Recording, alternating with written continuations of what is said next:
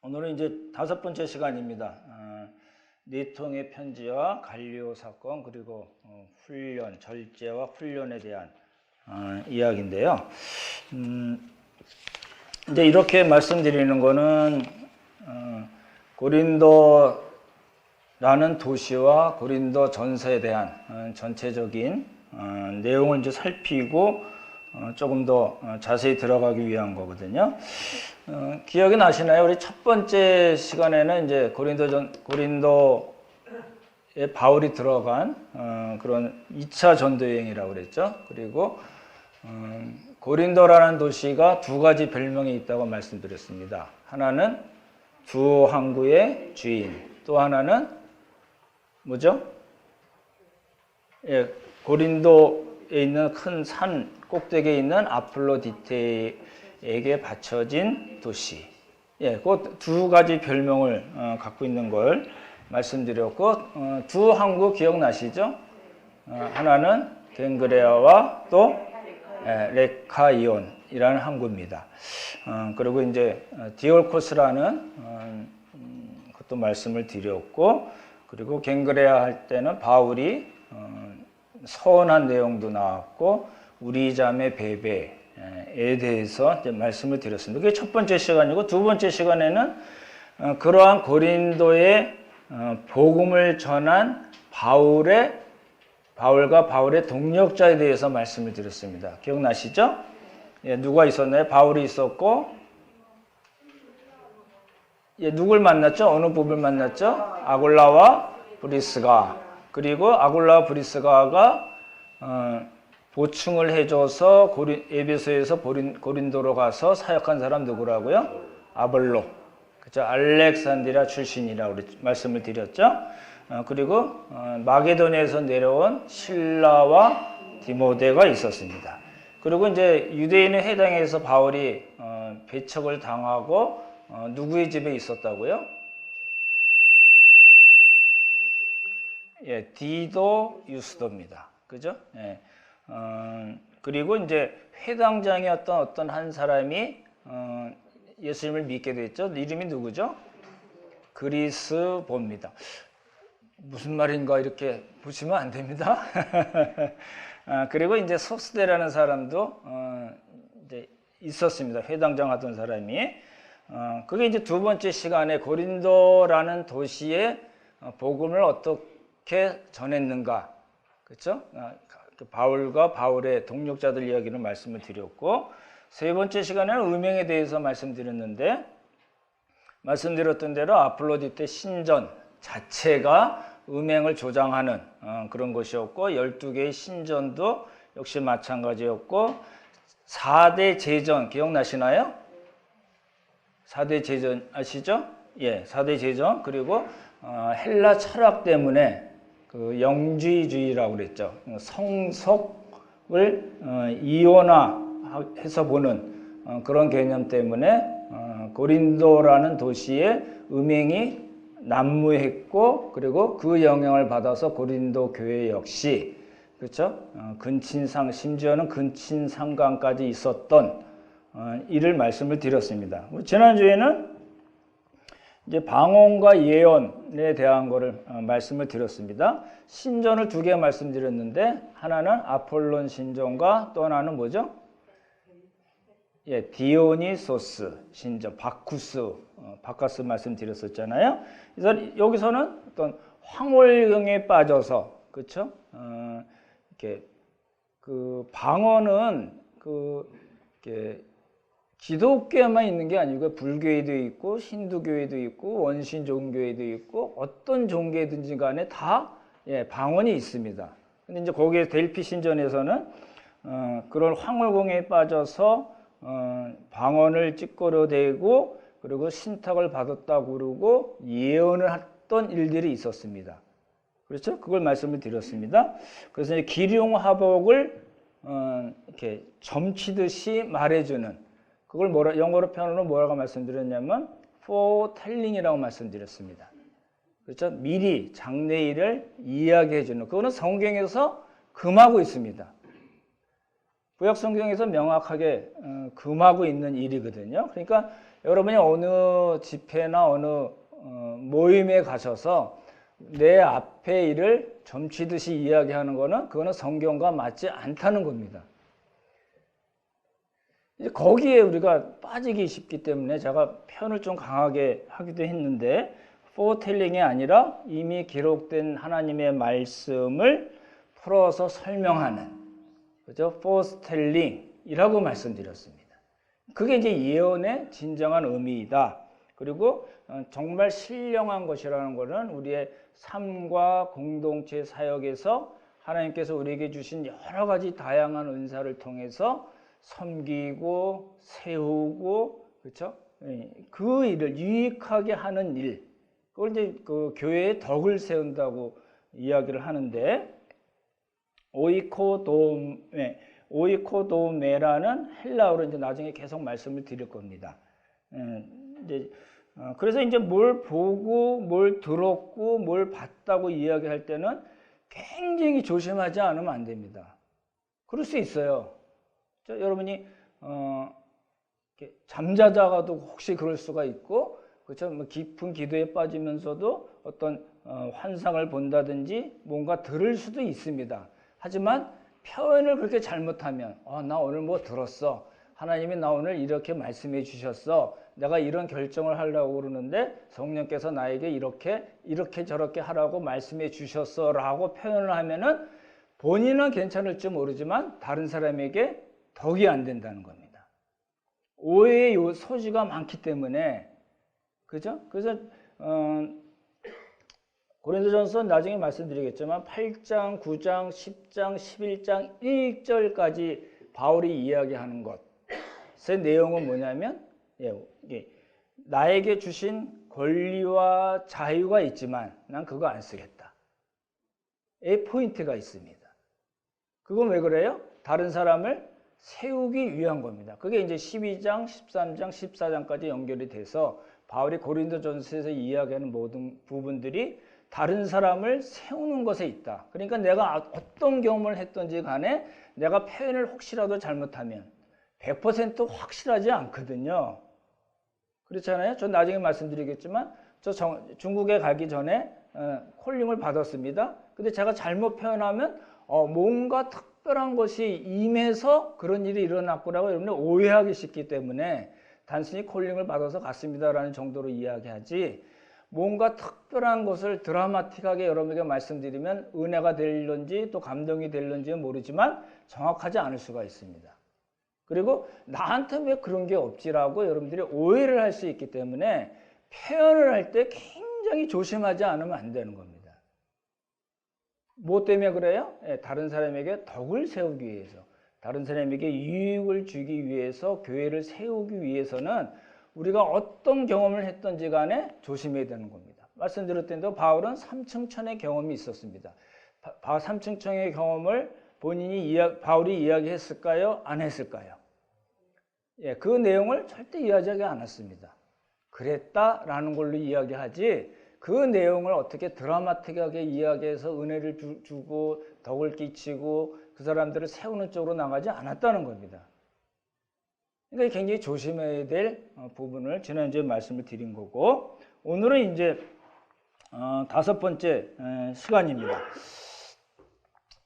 고린도라는 도시의 침투에 들어간 복음 이야기 5번째. 오늘 3가지로 이제 말씀을 드릴 겁니다. 이게 이제 별개의 주제처럼 보이지만 나중에 말씀드리겠지만 어느 한 그 메시지로 모아집니다. 이제 그걸 보시면 좋을 것 같습니다. 그래서 이제 4통의 편지와 3번의 방문을 했다 바울이. 그다음에 훈련과 절제에 대한 이야기, 그 월계관, 올리브관 또는 솔잎으로 만든 관이 있었습니다. 거기에 대한 말씀드리고, 갈리오 사건을 통해서 소스데네가 예수님을 믿게 된 이야기를 이제 말씀을 드리려고 합니다. 이제 4통의 편지와 3번의 방문, 이제 말씀을 몇 번 드렸던 내용인데, 이제 고린도전서 연대 자세히 모르셔도 되지만 50년 경에 바울이 고린도에 갔다. 기억을 해두시면 좋을 것 같아요. 그걸 알려면 이게 이제 49년도에 글라우디오 로마 황제 4번째 황제가 유대인들 모두 다 추방을 했잖아요. 그게 49년이고 아굴라 브리스가가 고린도에 왔고 바울이 그 다음에 왔고 그리고 갈리오란 로마 총독이 고린도에 왔습니다. 그래서 한 1년 정도 있다가 퇴임을 했는데 이제 그 이야기를 이제 먼저 이렇게 어렴풋이 기억을 하시면 좋을 것 같고 첫 번째 방문입니다. 2차 전도여행 때 말씀드렸지만 바울이 원래는 그 소아시아의 수도인 에베소에 들어가기를 원했는데 성령께서 막으셔서 드로아에서 마게도니아의 환상을 보고 빌립보, 데살로니가, 베레아로 가고 그리고 아덴으로 갔다가 고린도로 간 것이 첫 번째 방문입니다. 이 그림이 그리시나요? 이게 그려주셔야지 지도가 이렇게 자꾸 보이셔야 됩니다. 그 전에 말씀드렸던 거 다시 보시면 좋을 것 같고 그래서 이제 2차 전도 여행 때 첫 번째 방문한 겁니다. 18개월 동안 있었다고 말씀드렸고 동역자 얘기 말씀드렸습니다. 그리고 이제 고린도에서 18개월 있다가 에베소로 가고 아굴라와 브리스가는 남겨두고 바울은 가이사라 예루살렘을 시리아 안독으로 다시 돌아가서 2차 전도여행이 맞춰진 겁니다. 그리고 3차 전도여행 때 이제 시리아의 안디옥 교회에서 이제 출발을 항상 하거든요. 그래서 이제 에베소에 와서 3년을 했다. 이제 요 때인데 바울이 이제 지금 3차이기 때문에 고린도에 아직 안 간 상태고 어디 있냐면 에베소에 있었습니다. 그러니까 3차 전도여행 하면은 어디를 먼저 제일 기억하셔야 되냐면 소아시아의 에베소. 꼭 해주시면 좋을 것 같아요. 에베소에 있었는데 어떤 이야기를 들었냐면 이제 5장 9절 한번 같이 개역교정 한번 같이 읽어볼까요? 같이 읽죠. 시작. 내가 너희에게 쓴 것에 음행하는 자들을 사귀지 말라 하였거니와. 이렇게 개역교정이 되는 쉬운 성경에는 나는 이미 편지에 음행하는 사람과 사귀지 말라고 어떻게 했다고요? 썼습니다. 라고 되어 있어요. 무슨 이야기일까요? 고린도 전서에서 바울이 이미 어떤 편지를 썼다는 겁니다. 그래서 이제 그걸 뭐라고 표현해요? 그냥 고린도 전서 전에 있었으니까 그냥 표현하기 편하게 고린도 전전서라고 이름을 붙인 겁니다. 그러니까 고린도 전서를 쓰기 전에 이미 바울은 고린도에 한 통의 편지를 쓴 겁니다. 그렇게 되어 있거든요. 이 편지를 받은 고린도 교회가 우리가 음행을 했지, 잘못했어. 음행뿐만 아니라 좀 이따 나오겠지만 바울의 사도권에 대해서 의심하고 공격하는 사람들도 있었습니다. 그러니까 음행의 문제와 바울의 사도권 문제가 고린도 전전서에 있었던 걸로 보입니다. 그게 이제 첫 번째 이제 편지입니다. 근데 이제 해결을 했을까요? 안 했을까요? 예, 해결을 안 했습니다. 한참 시간이 걸리거든요. 그래서 바울이 이제 두 번째 편지를 쓰는데 편지를 쓰려고 쓴 게 아니라 고린도에 있는 글로에라는 가정교회 지도자가 보낸 사람들이 어떤 고린도 교회의 문제가 이런 문제가 있습니다. 바울 선생님 어떻게 해야 할 거라고 질문을 합니다. 그래서 쓴 게 고린도전서 1장부터 6장까지입니다. 그리고 두 번째는 뭐 때문에 썼냐면 고린도 교회에서 대표단을 보냅니다. 세 사람의 대표단을 보내서 그때는 이제 이렇게 구두로 이야기한 것이 아니라 일종의 이제 편지 형식으로 써서 바울 선생님 이런 일이 있는데 어떻게 해야 됩니까? 라고 묻습니다. 그 물음에 대해서 바울이 이야기한 것이 7장부터 16장까지입니다. 그러니까 고린도전서는 두 부분으로 되어 있습니다. 하나는 구두로 물어본 글로에라는 사람의 가정교회로부터 받은 이야기, 들은 이야기에 대해서 썼고, 하나는 대표단, 고린도 교회 대표단 세 사람이 와서 그 고린도 교회가 보낸 편지에 대해서 바울이 쓴 겁니다. 그러니까 고린도전서가 어떻게 구성이 됐다를 기억해 두시면 좋을 것 같고, 이제 그게 두 번째 편지입니다. 이 고린도전서를 디모데가 가지고 간 걸로 일반적으로 얘기합니다. 아까 대표단 세 사람이 묻고 가지고 갔을 수도 있고, 또는 디모데가 고린도전서를 가져가서 설명하고 사람들을 가르치고 그런 걸로 두 가지로 볼 수가 있는데, 고린도 교회가 돌이키지를 않았어요.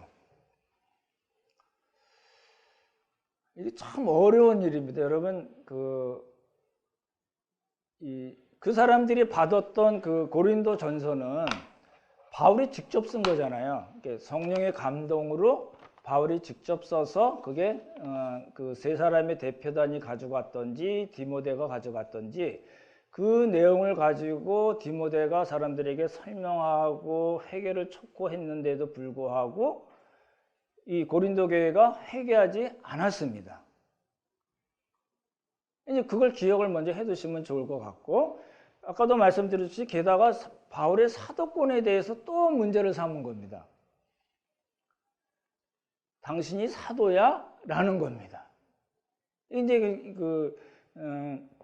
바울을 반대하는 그런 사람들이 이야기해서 고린도 교회를 선동했던지 간에, 고린도 교회 사람들 자체가 바울의 사도권에 대해서 의심을 했던지 간에 어찌됐든 간 바울의 사도권에 대해서 문제를 삼았습니다. 바울의 사도권에 대해서 문제를 삼으면 어떤 문제가 생기냐면, 바울이 전한 복음을 사람들이 배척할 수가 있는 겁니다. 사도라는 거는, 당시 사도는, 지금은 이제 우리랑 개념이 다르지만 지금은 이미 하나님의 계시가 성경이 다 정경화됐기 때문에 관계없지만, 당시에는 아직 정경화가 되기 전이었거든요. 그런 상태에서 바울을 당신이 사도인가 아닌가를 의심한다는 이야기는 바울이 전한 복음에 대한, 그렇죠? 배척이 될 수 있기 때문에 이제 바울이 크게 문제를 삼았던 겁니다. 그래서 내가 자유자가 아니냐, 내가 우리 주 예수 그리스도를 보지 않았느냐, 내가 사도가 아니냐, 다른 사람에게는 사도가 아닐지 모르지만 너희들에게는 사도다. 바울이 고린도전서 9장에서 이제 사도권에 대한 변호를 굉장히 강하게 합니다. 9장 전체가 바울의 사도권에 대한 이야기로 차 있습니다. 그죠? 이제 그때 이제 자비량 사역, 텐트 메이킹에 대한 이야기도 나오고 여러 가지 이야기가 나오거든요. 그게 이제 고린도 교회의 반응이고, 이제 바울은 지금 어디 있다고요? 예, 에베소에 있습니다. 3차 전도행이니까 3년 동안 에베소에 있는데, 소식이 들려서 편지를 써도 해결을 안 하고, 또 편지를 써서 보냈는데도 또 해결을 안 했어요. 그러니까 바울이 지금 이제 에베소에 있을 때는 여러 가지 많은 기적도 나타나고 여러 가지 사도행전에 보면 일들이 많고 이렇게 사역이 잘 됐음에도 불구하고 바울의 마음을 괴롭게 하고 바울의 마음을 계속 찌르고 근심하게 하는 일이 생겼어요. 에베소 교회 자체, 에베소에서의 문제가 아니라 어디에서 문제예요? 예, 아가야 지방에 있는 고린도라는 도시에 있는 그 고린도 교회에서 생긴 문제가 지금 에베소에서 일하고 있는 바울의 마음을 근심케 하고 찌르고 어렵게 했다는 거예요. 두 번의 편지를 보냈음에도 불구하고 회개하지 않고 심지어는 바울의 사도권에 대해서, 복음에 대해서도 의심하는 일이 일어났기 때문에 바울이 도저히 견디다 못해서 어떻게 했어요? 고린도로 직접 간 겁니다. 그러면 지금 이게 몇 번째 방문일까요? 2차 전도여행 때 가서 18개월 동안 있고 떠났다가 다시 에베소로 오고 아직 고린도로 안 갔고 편지를 2번 보냈고 회개하지 않았기 때문에 바울이 직접 배를 타고 갔어요. 그럼 몇 번째 방문이에요? 네, 2번째 방문입니다. 갔는데도 불구하고 바울이 직접 2번이나 편지를 보내고 바울이 직접 가서 설명하고 이랬음에도 불구하고 회개하지 않았습니다.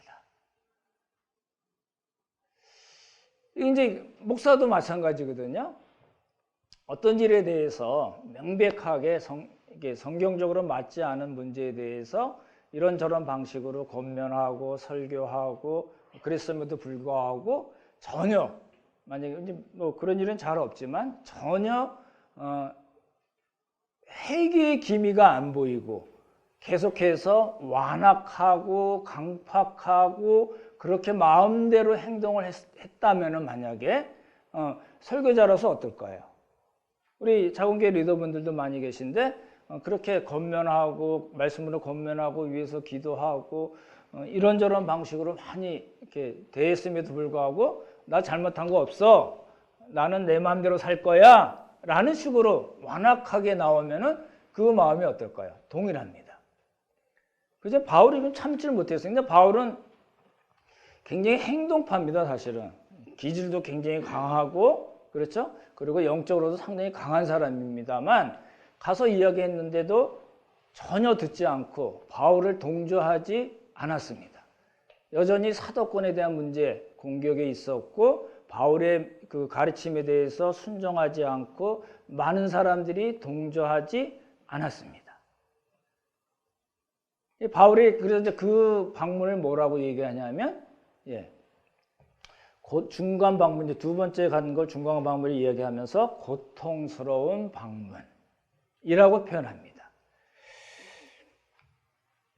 근데 바울이 이제 할 수 없이 고린도에서 사역이 이제 완전히 실패한 거나 마찬가지죠. 그 고린도에서 어디로 갔어요? 원래 일하던 에베소로 간 겁니다. 에베소에 가서 바울이 편지를 썼습니다. 이게 이제 세 번째 편지인데, 이제 우리 고린도 후서 2장을 한번 찾아보시기 바랍니다.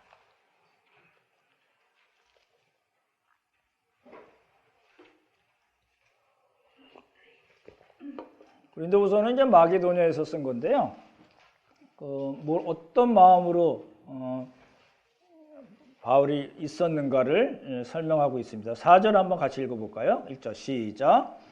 내가 마음에 큰 눌림과 걱정이 있어 많은 눈물로 너희에게 썼노니 이는 너희로 근심하게 하려 한 것이 아니요 오직 내가 너희를 향하여 넘치는 사랑이 있음을 너희로 알게 하려 함이라. 여기 보면 내가 마음에 큰 눌림과 걱정이 있어 많은 눈물로 여러분에게 편지를 썼습니다는 고린도 후서가 아닙니다.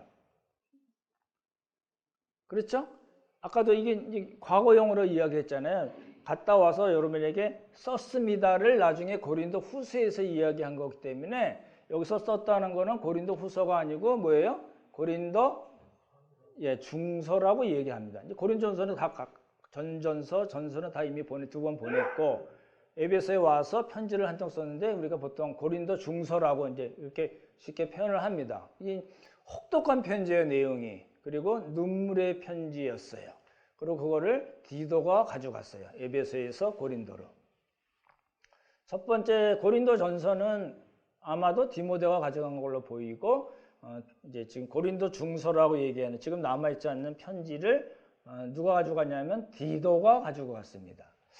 여기도 이제 세 번역은 그렇게 표현해 있어요. 나는 몹시 괴로워하며 걱정하는 마음으로 많은 눈물을 흘리면서 여러분에게 그 편지를 썼습니다. 그 편지라는 건 뭐예요? 전전서나 전서가 아니고 고린도 중서입니다. 그걸 나중에 이야기한 거잖아요. 이해가 되시나요? 그러나 그것은 여러분의 마음을 아프게 하려는 것이 아니라, 그렇죠? 내가 얼마나 극진히 사랑하고 있는가를 알려주려고 한 것입니다. 보십시오. 여러분들의 자녀들이 너무너무 잘못하고 정말 그래서는 안 되고 하는 그런 일들을 계속해서 반복해서 한다면 여러분의 마음이 어떠실까요? 그렇죠? 여러분 어떻게 가르치실지 모르지만 혹시 때린다 하더라도 심한 말을 한다 하더라도 어떤 마음으로 하는 거예요? 그 자식이 잘 되기를 바라는 마음으로 하고 사랑하는 마음으로 할 거 아니에요. 지금 바울은 그 얘기를 하고 있는 겁니다. 그 편지 내용이 아마도 굉장히 강했던 것 같습니다. 눈물의 편지이면서도 혹독한 편지이고 혹독한 편지이면서도 눈물의 편지예요. 그러니까 그 내용이 우리가 추측해 보건대 남아있지는 않지만 추측해 보건대 굉장히 고린도 교회의 그 완악함, 강팍함에 대한 바울의 아주 강한 그런 표현들이 있었을 걸로 봅니다. 근데 그렇다 하더라도 어떤 마음으로 했다고요? 그들을 사랑하는 마음으로 안타깝고 괴롭고 정말 그렇게 하면 안 되는데 여러분이 회개하셔야 되는데요 라는 마음으로 했을 거라는 겁니다. 이제 그게 이제 바울이 보낸 이제 세 번째 편지입니다. 근데 이제 에베소 사역이 굉장히 성공적으로 잘 됐었는데 잘 됐음에도 불구하고 마지막에 이제 그 아데미, 에베소의 사람들이 섬기는 신 중에 하나가 아데미라는 다산과 풍요의 여신입니다. 근데 그걸 만들어서 그 신의 우리도 그런 거 있죠. 신당 같은 거 만들어서 파는 이 절 같은 모습 만들어서 팔기도 하잖아요. 그거 만들어 팔던 사람이 에베소에서의 바울팀의 사역이 점점점 흥황하면서 주의 말씀이 흥황했다는 표현이 나오거든요. 그러면서 이 사람들이 자기네들의 영업에 지장을 받기 때문에 이제 소동을 일으킵니다. 그래서 극장에 모여서 2시간 넘게 아데미아 아데미아 하면서 자기들의 여신을 높이고 바울 일행을 이제 배척하는 일이 일어났습니다. 그래서 할 수 없이 바울이 에베소에서 드로아로 갑니다. 마게도냐인의 환상을 봤던 드로아로 갔다가 이제 마게로도 가는데 무슨 일이 생기냐면 드로아에서 지금 이제 그 고린도 중서를 디도가 써서 디도가 에베소에서 가지고 간 상태였고 아직 고린도 교회 사람들이 어떤지를 모르고 있는 상태에서 바울이 에베소에서 소동이 일어나는 바람에 할 수 없이 드로아를 거쳐서 마게도냐로 가는데 드로아에 어떤 일이 있었냐면 드로아에서 복음을 전할 좋은 기회가 있었습니다. 그럼에도 불구하고 바울이 복음을 전하지 못했습니다. 않고 그냥 마게도냐로 넘어갔습니다. 그 이야기를 지금 하는데 우리 후서 2장 12, 13절 같이 읽어볼까요? 시작. 그리스도의 복음을 위하여 드로아의 이름에 주 안에서 문이 내게 열렸으되 내가 내 형제 디도를 만나지 못하므로 내 심령이 편하지 못하여 그들을 작별하고 마게도냐로 갔느니라. 왜 갔어요? 디도를 만나지 못해서 무슨 소식을 듣지 못했어요? 고린도 교회가 고린도 중서를 받은 이후에 그 다음에 어떻게 되었는가를 바울이 몰랐게 돼. 너무 심령이 불편해서. 여러분 그런 경우 있으신가요? 자식들의 문제가 안 풀리고 소식도 모르고 지금은 이제 뭐 다 편하게 하지만 어찌 됐든지 몰랐기 때문에 너무너무 마음이 불편하고 그럴 때가 있잖아요. 바울이 그랬다는 겁니다. 그래서 바울에게 있어서는 고린도 교회는 이거 정말 골치 아프기도 하고 정말 마음 아프기도 하고 그만큼 못난 자식이기 때문이기도 하고 그만큼 사랑이 갔던 교회입니다. 왜냐하면 영적 아비로서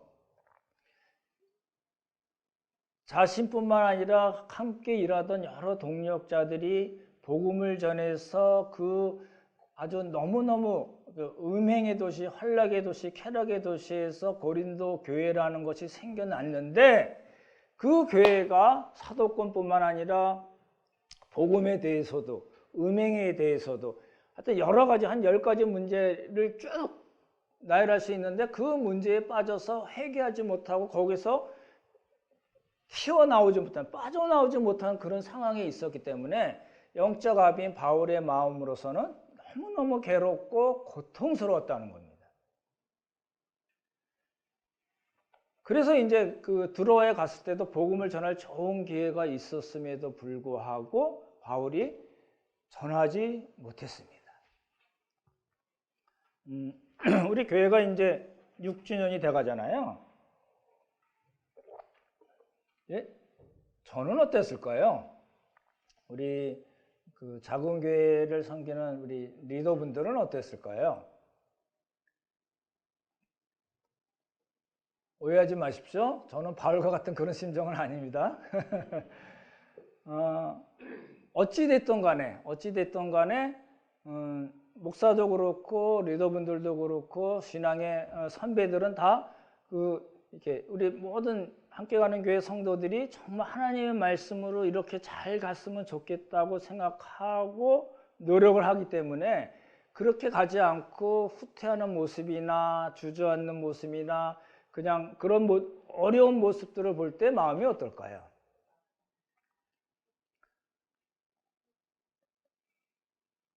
이제 오늘 이제 재심 투표가 있는 걸로 알고 있습니다. 잘 부탁드립니다. 만약에 여러분이 정말 난 신앙적으로 정말 크게 한번 이렇게 탁 치고 올라가고 싶다 그런 분들은 저한테 말씀하시면 제가 이제 목회권을 한 2주 또는 3주, 4주를 드릴게요. 그러면 어떨까요? 여러분이 훨씬 더 신앙적으로 세집니다. 신앙적으로 세지고 강해지고 예수님의 마음 또 바울의 마음을 충분히 이해할 어느 정도까지 충분히 이해할 수 있으라고 봅니다. 왜 그럴까요? 속을 썩으면 바울의 마음, 예수님의 마음을 더 잘 이해하게 됩니다. 정말이에요.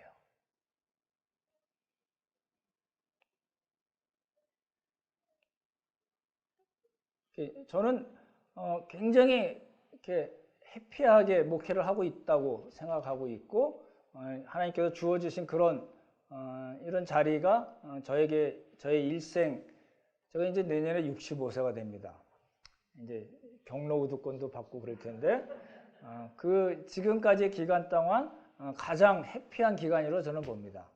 감사한 기간이고 정말 어떻게 감사를 표현해야 될지 모를 그런 기간이라고 보지만 이제 신앙의 선배들 저뿐만 아니라 이제 많은 분들이 다른 분들을 섬기고 돕고 세우고 할 때 마음이 그렇게 편하지만 않은 걸 여러분 기억을 하시면 좋을 것 같아요.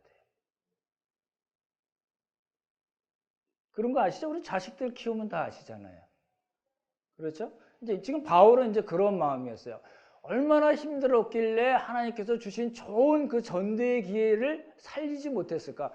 저는 말씀드렸지만 바울이 한 35년 정도 일을 한 가운데 딱 한 번 복음을 전할 기회가 있었음에도 불구하고 전하지 않았던 것이 이때입니다. 얼마나 바울의 마음이 힘들었을까?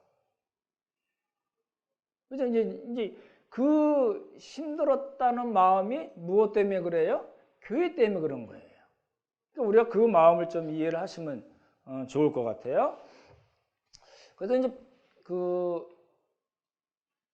드로아에 걸쳐서 이제 복음을 전하지 못하고 마게도냐로 갔다가 고린도 중소를 가져간 디도가 이제 고린도에서 마게도냐로 와서 둘이 만났습니다.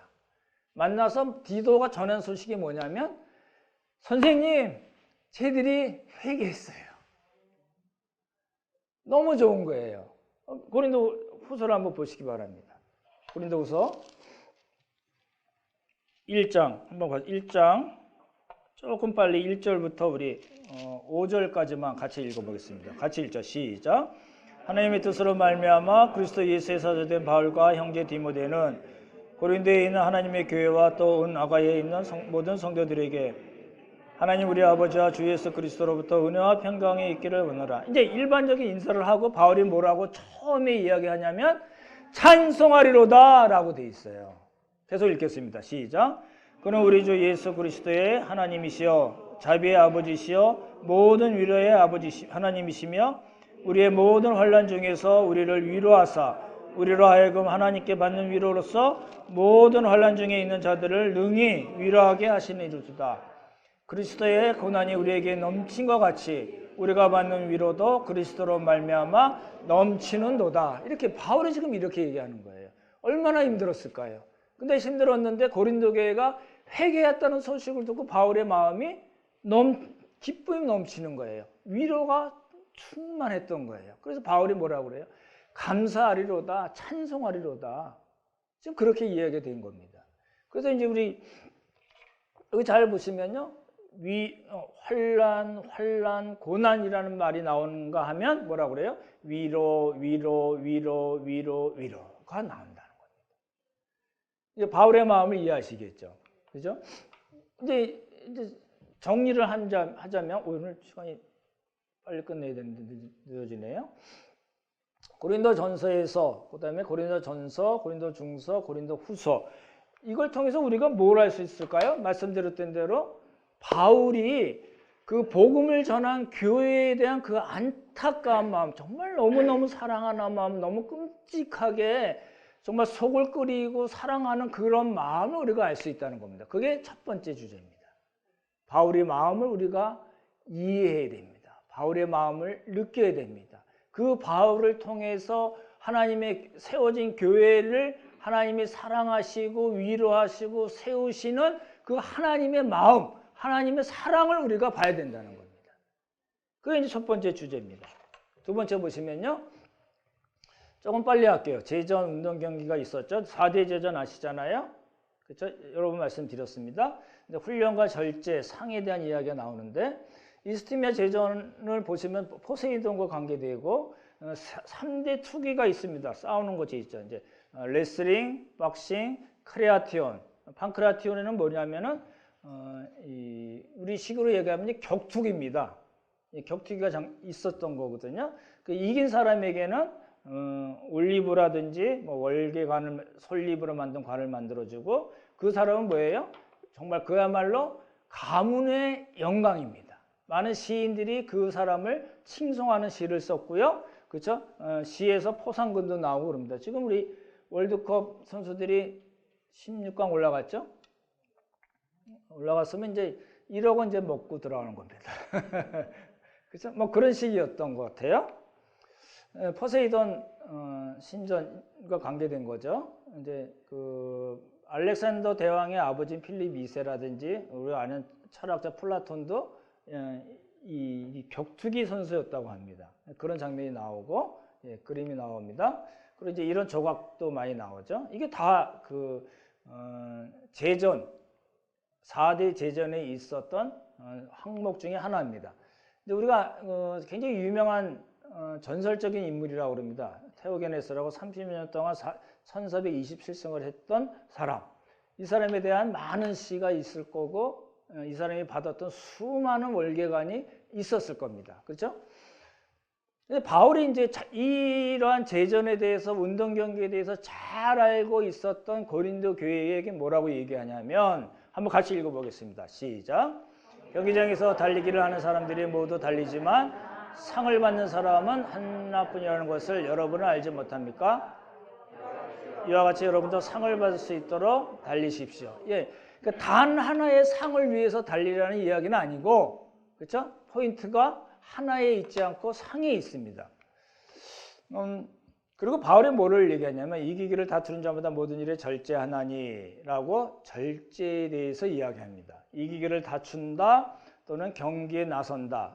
다 그 4대 제전 운동 경기를 생각하시면 됩니다. 이거는 다 경쟁하고 격렬히 몸부림치다라는 뜻입니다. 이제 절제에 대한 이야기를 바울이 하는 겁니다. 보십시오. 그 당시 고대 4대 그리스 4대 제전에 참석했던 사람들은 한 10개월 정도 동안 모든 일에 있어서 뭘 하냐면 절제를 합니다. 이 절제를 하고 그리고 시합 한 달 전에는 합숙 훈련을 또 했다고 그럽니다.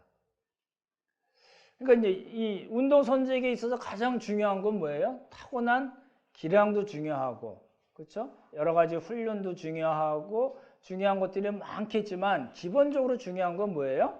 예, 절제입니다. 이거 이제 나중에 말씀을 드릴 거예요. 왜 바울이 절제에 대해서 이야기했는가는 고린도전서 8장부터 시작되는 우상의 제물과 관계되는 이야기가 나옵니다. 8장, 9장, 10장 그리고 11장 1절까지에 있어서 바울이 우상 제물로부터 시작해서 자신의 사도직도에 대해서 이야기하면서 절제에 대한 이야기를 하거든요. 나중에 말씀드릴 텐데 바울이 지금 뭐라고 얘기하냐면 같이 읽어볼까요? 시작. 그런데 그들은 썩어 없어질 월계관을 얻으려고 절제를 하는 것이지만 우리는 썩지 않을 월계관을 얻으려고 하는 것입니다. 너무나도 잘 알고 있었던 그 월계관 4대 제정 운동 경기, 그렇죠? 그 훈련 절제를 통해서 그 사람들이 하는 절제를 통해서 바울이 하고 싶은 얘기는 뭐냐면 우리는 그렇게 했다 하더라도 그 사람들이 받아서 너무너무 영광스러운 자리에 올랐다 하더라도 그건 결국 썩어 없어질 것입니다 라는 이야기입니다. 우리는 거기에 관심이 있지 않고 영원한 나라, 하나님 나라에서 썩지 않을 월계관을 우리는 목표로 사는 사람입니다 라고 이야기하는 겁니다. 이제 뭐 오해하지 않으시면 좋겠네요. 월드컵 보십시오. 12시에 보셔도 되고 3시에 보셔도 되고 보십시오. 즐기시고 응원 많이 하시고 하셔도 되지만 우리가 놓치지 말아야 될 건 뭐예요? 우리는 썩지 아니할 월계가 하나님께서 많이 주시는 그 영원한 영광의 면류관을 위해서 그 월계관을 위해서 사는 사람입니다 라는 겁니다. 목표 자체가 완전히 다른 겁니다. 세 번째 주제는 갈리오 사건인데 조금 빨리 말씀드릴게요. 이 갈리오 사건을 통해서 어떤 결과가 났는가는 우리의 생각과 영 다르게 이제 진전이 돼 갑니다. 그걸 설명을 드리려고 그래요. 고린도서 1장 1절에 하나님의 뜻을 따라 그리스도 예수의 사도로 부르심받은 바울과 누구요? 형제 소스데네. 소스데네가 누구지? 우리는 디모데나 디도 이런 사람들 잘 알고 있는데 갑자기 소스데네라는 사람이 나와요. 고린도는 이제 잘 보시다시피 이제 극장도 있고 음악당도 있고 여러 가지 샵도 있고 그리고 이 전체에 보시면 템플 신전들이 많이 있습니다. 그렇죠? 그리고 요 전체를 아고라라고 하는데 여기에 뭐가 있었냐면 법정이 있었습니다. 베마라는 겁니다. 보십시오. 아고라입니다. 이게 우리 광장, 포럼 이렇게 표현한 거거든요. 뭐 시장이라고도 번역이 되긴 하고 이렇게 돼 있습니다. 아고라는 이제 있었던 자리고요. 뭐 목욕탕, 화장실도 있었고 이 화장실입니다. 여기서 일 보는 겁니다. 당시는 이런 화장실들이 많이 있었고요. 잘 보시면은 이거 아크로고린도죠. 그 앞에 뭐가 있냐면 법정 베마라는 높이가 5m 되고 15m 정도 되는 석조 단상이 있습니다. 요겁니다. 요게 이제 성경에 뭐라고 표현되어 있냐면 법정, 재판정, 재판석 뭐 이렇게 표현이 되어 있습니다. 요게 이제 로마 총독이 올라가서 이제 이렇게 누가 이제 고소하고 그러면은 고소 피고인 뭐 이렇게 변론하는 사람들 모여드는 데죠. 요때 이제 유대인들이 이제 조금 이렇게 인정을 구분하셔야 되는데 유대인들이 바울을 겁니다. 그래서 이제 소송을 해요. 근데 그때 뭐라고 얘기하냐면 바울이 유대인들이 그러니까 이 나쁜 놈이에요. 그러고 막 바울에 대해서 고소할 거 아니에요. 그러니까 바울이 자신을 변호하려고 입을 열라고 할 때 바울이 말을 못하고 로마 총독 갈리오가 유대인들에게 말합니다. 너희 유대인들아 만일 이것이 무슨 부정한 일이나 불량한 행동이었으면 내가 너희 말을 들어주는 것이 가하거니와. 그죠? 너희들이 고소한 것에서 내가 재판하는 것이 당연하지만 만일 문제가 언어와 명칭과 너희 법에 관한 것이면 너희가 스스로 처리하라. 나는 이러한 일에 재판장 되기를 원하지 아니하노라고 사건을 기각시킵니다. 그래서 여기서 이제 부정한 일이나 불량한 행동은 로마 법에 어긋나는 것들 그리고 너희 언어와 명칭과 너희 법에 관한 것, 유대 율법에 관한 것들 그거 종교 문제니까 너희들이 알아서 해 라고 갈리오 로마 총독이 이렇게 기각을 시켜버립니다. 그래서 이제 그 다음에 어떤 일이 나냐면 그들을 법정에서 쫓아내니 그때 이 법정이 헬라어로 베마라는 겁니다. 기억을 해 두십시오. 모든 사람이 해당장 소수대를 잡아 법정에서 때리되 갈리오가 이를 상관하지 아니하니라. 갈리오는 이 종교 문제 너희끼리 알아야 하고 뭐 이렇게 집단 폭행이 일어났음에도 불구하고 상관하지 않습니다. 근데 모든 사람이 해당장 소수대를 잡아서 때렸어요. 모든 사람은 누굴까요? 왜 이 사람들은 해당장 소수대라는 사람을 집단으로 폭행을 했을까요? 이거 보시면은 이제 킹제임스 버전에는 모든 사람을 모든 그리스도인, 그리스 사람들, 헬라인들이라고 표현하기도 하고 다른 해석에는 유대인이라고 이야기하기도 합니다. 왜 헬라 사람들이 지금 유대인인 바울을 법정에다 고소를 했는데 갈리오 총독이 나 이거 안 해.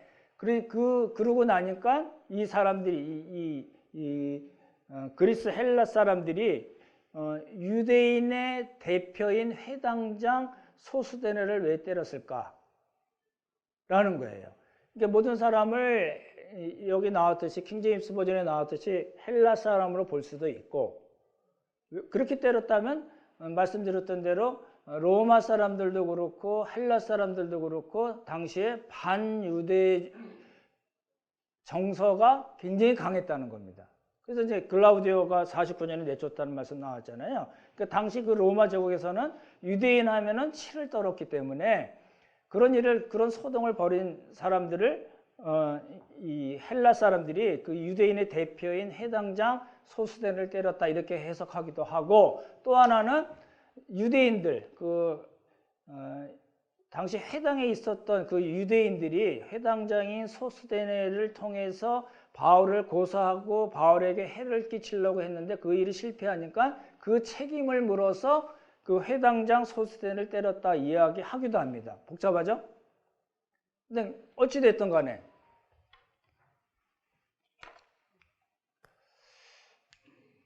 여기서 볼 게 이겁니다. 잘 보십시오.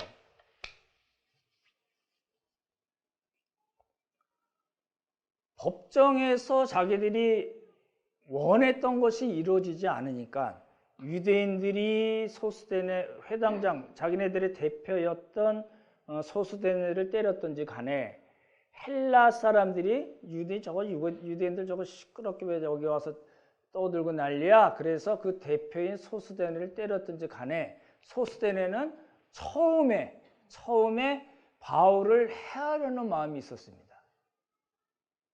왜냐하면 유대인의 대표이거든요. 회당장이면 유대인의 대표, 당시 유대인의 대표였거든요. 그러니까 소스데네 입장에서는 내가 어찌됐든 간에 저 바울을 해하고 바울이 전하는 복음을 전하지 못하게 막으려는 마음이 있어서 그 일을 했는데 결과적으로는 자기에게 온 것이 뭐예요? 폭행이었다는 겁니다. 그것도 집단으로 폭행해서 무지무지 맞았겠죠. 그날 밤 또는 며칠이 지나서 이제 상상입니다. 바울이 이제 이렇게 추론을 하는 겁니다. 바울이 그 소스데네를 찾아간 겁니다. 바울 또는 바울의 동역자들이 그 소스데네를 찾아가서 뭐라고 얘기했냐면, 형제 소스데네요, 나도 예수께 부르심을 받기 전에 당신과 동일하게 예수 그리스도를 믿는 사람들을 잡아서 옥에 가두고 죽이기까지 했던 사람입니다. 바울의 신앙 고백이잖아요. 그렇지만 하나님이 날 사랑하셔서 복음을 깨닫게 하시고 사도로까지 부르셨습니다. 소스데네, 형제 소스데네여, 하나님께서 나를 사랑하신 것 같이 당신을 역시 사랑하십니다. 예수님을 믿으세요. 라고 얘기했을 거라는 겁니다. 그 소스데네가 바울을 해하고 복음을 전하지 못하게 했던 그 회당장, 유대인의 대표였던 그 회당장 소스데네가 어찌됐든 간에 집단 폭행을 당하고 어떤 경로를 통해서든지 간에 예수 그리스도를 믿고, 그리고 어떻게 됐어요? 바울과 동행하는 사람, 바울과 동역하는 사람이 됐습니다. 그래서 바울이 에베소에서 고린도 전서를 쓰면서 그 고린도 교회 사람들이 다 알고 있었을 그 소스데네를 공동 발신인으로 고린도 전서 1장 1절에 올렸습니다. 아무나 올라갈 수 있는 그런 자리가 아니었습니다. 지금 뭐라고 그래요? 1장 1절 같이 읽죠. 시작. 하나님의 뜻을 따라 그리스도 예수의 사도로 부르심을 받은 바울과 형제 소스데네는 하고 고린도 교회의 안부를 묻고 이제 고린도의 교회를 문제를 풀어나갑니다. 오늘 이제 본 게 이제 세 가지 주제입니다. 결론적으로 말씀을 드리면 편지를 하고 방문을 했어요. 그리고 자기에게 주어진, 바울에게 사도로서 주어진 권리, 그런 자유를 하나도 사용하지 않았습니다. 내가 정말 죽을지언정 이라는 말까지 표현했습니다. 나에게 준 그 자유, 권리 나 안 씁니다. 그 얘기 뭐예요? 복음과 교회를 위해서 그렇게 했다는 이야기고, 역시 소스데네로 예수 그리스도를 핍박했던 소수대너였지만 어찌됐든 간에 하나님께서 부르셔서 그를 복음을 믿게 하시고 그뿐만 아니라 바울과 동역하는 사람으로, 그것도 성령의 감동으로 쓰여진 고린도전서 성경에 자기 이름이 올라가게 되는 그런 축복을 받은 겁니다. 그러니까 우리가 봐야 될 게 뭐예요? 지금 세 가지 사건에 공통점이 있다고 말씀드렸잖아요. 뭐예요? 예, 교회와 복음입니다. 예, 이제 이렇게 이제 우리가 고린도전서 전체를 보고 조금 다음 주부터 조금 자세하게 이제 복음에 대해서 세상 철학과 하나님의 지혜, 세상 지혜와 하나님의 지혜에 대해서, 또 왜 소송 문제가 일어나고 음행 문제가 일어나고 여러 가지 우상의 제물에 대한 문제, 뭐 수많은 문제들이 생겨났을까를 이제 하나씩 이제 보려고 합니다. 오늘 말씀을 마치겠습니다. 어찌됐든 간에 우리에게 주신 복이 있습니다. 이 복은 복음과 교회를 통해서 우리에게 주신 것입니다. 우리에게 주신 것은 나만 누리라고 주신 것이 아니고 나눠주라고 주신 것입니다. 우리 모두 하나님께서 주신 복 마음껏 나누는 귀한 삶 살기를 예수님의 이름으로 축원합니다.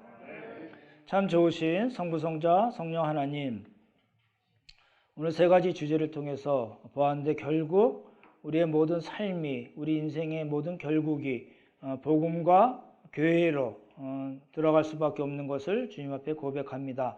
주님께서 도우시고 함께 하셔서 우리에게 주신 복 마음껏 나누는 귀한 삶을 살도록 주님께서 도와주시고 함께하여 주시옵소서. 또 오늘 교인총회가 있는데 주께서 도우시고 함께 하셔서 은혜로운 교인총회가 되도록 주님께서 복을 허락하여 주시옵소서. 하나님 은혜 감사드리오며 귀하신 예수님 이름 받들어 기도드렸사옵나이다. 아멘.